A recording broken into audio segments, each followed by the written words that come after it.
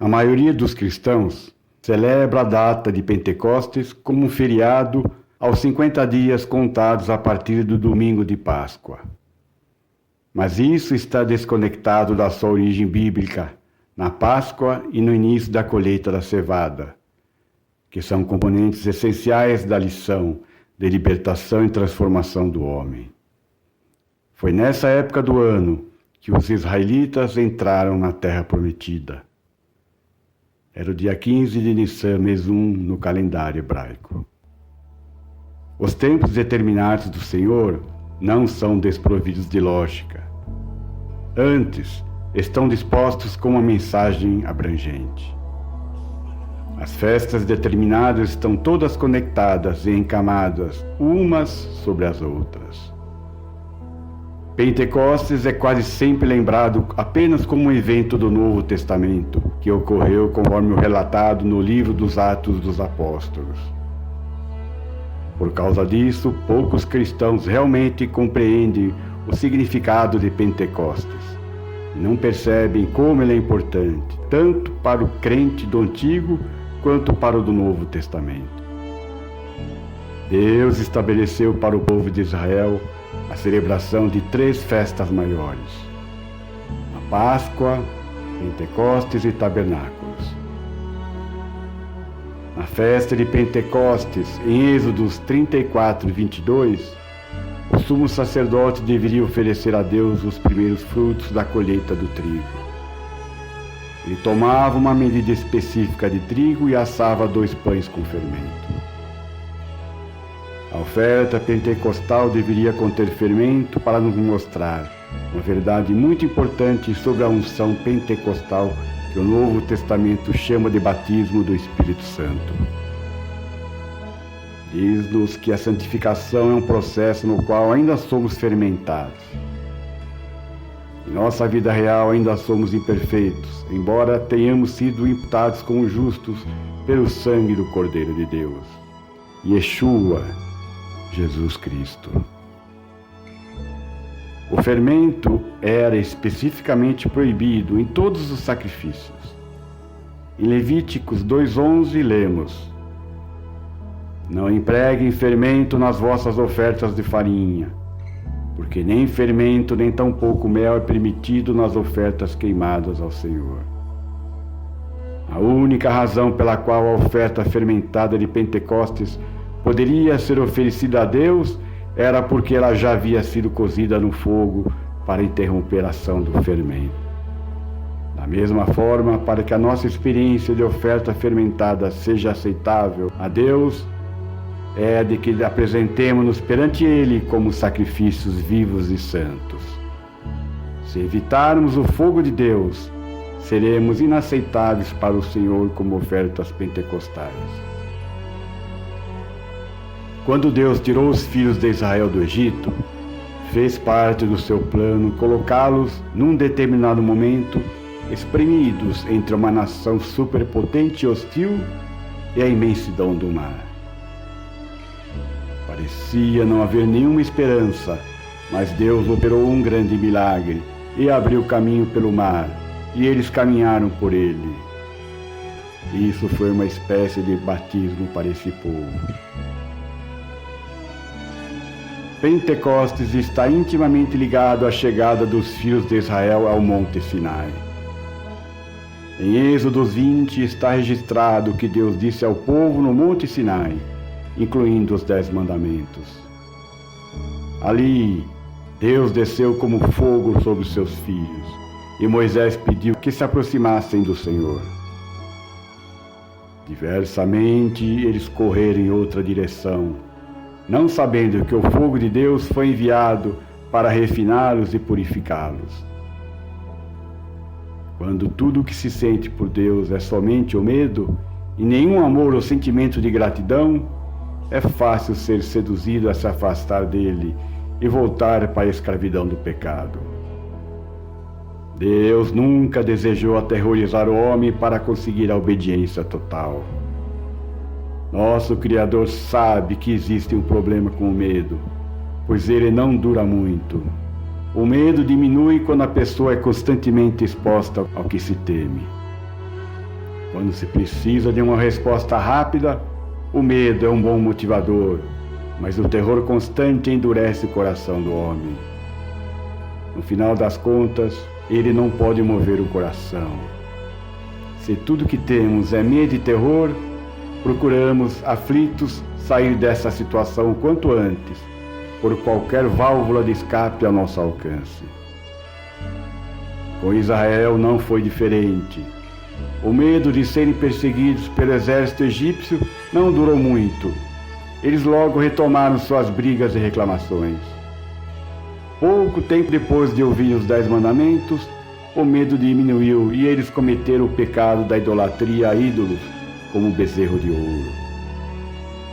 Assim, somente Moisés subiu ao encontro de Deus, representando os verdadeiros filhos de Deus, aqueles dispostos com efeito a experimentar o Pentecostes, como Deus pretendia que a festa fosse conhecida.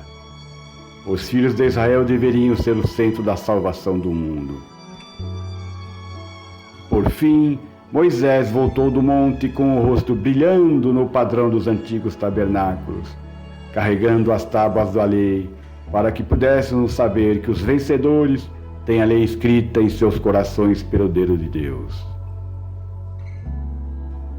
Agora, no Novo Testamento, lemos no livro de Atos, capítulo 2, quando o dia de Pentecostes chegou, e que então o Espírito Santo foi derramado sobre os 11 apóstolos e em muitos crentes que estavam reunidos num só lugar. Foi uma experiência tão fantástica que nunca havia ocorrido na história do povo de Deus. Se alguém perguntasse aos que passaram por essa experiência, poderiam pensar que haviam alcançado a perfeição total. Mas isso não aconteceu de fato. Alguns anos mais tarde, depois de terem tido tempo para refletir sobre a natureza de Pentecostes e sua influência em suas próprias vidas, o apóstolo Paulo, na Epístola aos Efésios, no capítulo 1, versos de 13 a 14, proclamou que eles haviam recebido apenas a promessa, isto é, o penhor do Espírito Santo, representando a nossa herança prometida, até a completa redenção da posse de Deus. Pentecostes foi dado à igreja e a Israel para sustentá-los durante a fome de ouvir a palavra de Deus. Infelizmente, uma grande parte da igreja cristã seguiu o comportamento de Israel no Monte Sinai, ao invés do exemplo de Moisés.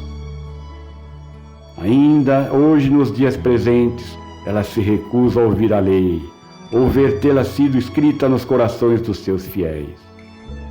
Como o antigo Israel, ela corre na direção oposta, não querendo morrer. Não compreende que o batismo do Espírito Santo é o fogo refinador que faz com que a natureza carnal pereça, para que o corpo possa ser vivificado pelo Espírito de Deus. Ainda em outra epístola, em Romanos 8:23, Paulo afirma que esse será o processo de redenção para os nossos corpos. Isso ocorrerá primeiramente tanto pela ressurreição dos justos, quanto pela transfiguração daqueles que estarão vivos em Cristo, quando da sua segunda vinda à terra. Por meio dessas afirmativas, não recebemos ainda a plenitude do Espírito de Deus, mas apenas uma parte. Fica evidente que ainda há muito mais por vir, um derramamento final do Espírito que realmente nos levará à nossa perfeição. Devemos entender que a atual unção de Pentecostes ainda está fermentada, que a santificação é um processo contínuo de crescimento cristão. Ainda vamos tropeçar? Infelizmente, sim. Mas Deus está sempre disposto a nos limpar e nos restaurar, se apenas nos humilharmos perante Ele. Quando se tem um novo coração, ainda podemos cometer muitos erros, mas na verdade o desejo é de que estejamos na presença de Deus. E Ele fará o que for preciso para que nos arrependamos e voltemos a Ele. Disse o Senhor Deus: Voltarei a trazer-vos de volta, mas não porque eu tenho merecido. Faço isso para preservar o prestígio do meu santo nome que vocês profanarem entre as nações. Darei honra ao meu grande nome que vocês mancharam.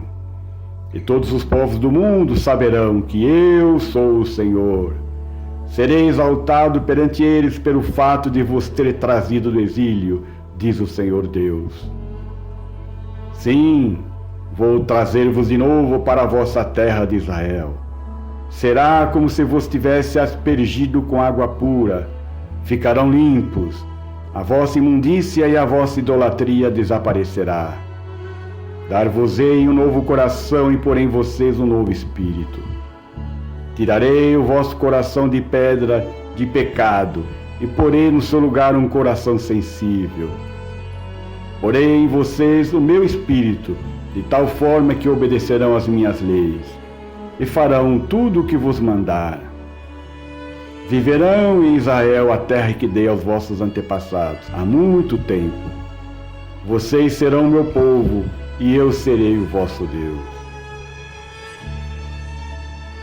Nessa passagem de Ezequiel, Deus está se referindo a todo o seu santo povo, desde Adão até os dos presentes dias, como Israel. Ele virá novamente a este mundo para nos restaurar. Louvado seja Deus, pois este mundo, com todo o seu mal, barbárie e grosseria, não deverá subsistir. Estamos ainda sofrendo, mas no final não será assim. Quando olharmos desde a eternidade, esses 6.000 anos de história do homem até os dias de hoje serão apenas lembrados como uma singularidade. Deus está nos movendo a escolher o bem e não o mal. Ele moverá o mundo para o bem e afastá-lo-á para bem longe do mal. Oremos para que sejamos preenchidos com toda a plenitude do Espírito Santo. Amém.